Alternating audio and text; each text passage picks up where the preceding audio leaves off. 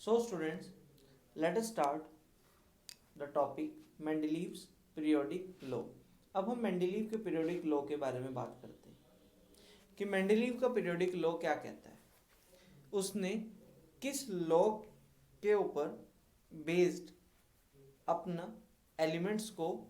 Classify किया और arrange किया in a periodic table. Here the first point is that this law states that ये law क्या कहता है, the physical and the chemical properties of the elements or the periodic function of their atomic masses। इसका मतलब कि physical और chemical properties जो हैं वो एक तरह से पीरियोडिक फंक्शन का काम कर रही हैं,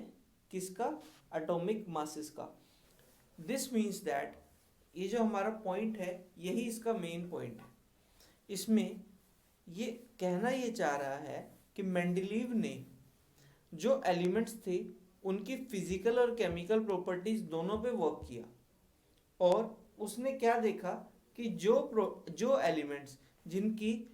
after a certain period physical और केमिकल प्रॉपर्टीज मैच करती हैं और वो भी उनके एटॉमिक मासेस के ऊपर भी बेस्ड होंगी जो, तो उस तरह से उसने अपने एलिमेंट्स को अरेंज किया इन इट्स एटॉमिक टेबल, अपने पीरियोडिक टेबल में। The next point is that this means that, इससे क्या पता चला कि when the elements are arranged in order of their increasing atomic masses, जब हमने एलिमेंट्स को उनके एटॉमिक मासेस के इंक्रीजिंग पैटर्न में अरेंज किया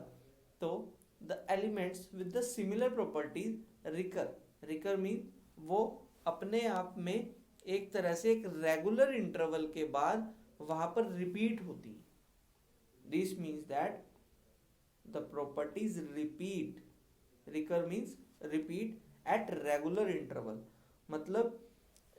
in increasing atomic mass. For example एक फर्स्ट एलिमेंट है,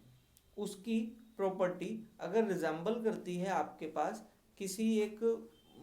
आप समझ, अगर आप लेट करें कि वो 8th एलिमेंट के साथ रिजेंबल कर रही है या फिर वो किसी 10th एलिमेंट के साथ रिजेंबल कर रही है, तो इसी बेसिस पे उसने क्या किया कि हर एक एलिमेंट की प्रॉपर्टी उसके कॉलम में प्लेस्ड एलिमेंट के साथ रिजेंबल यहाँ पर करती है।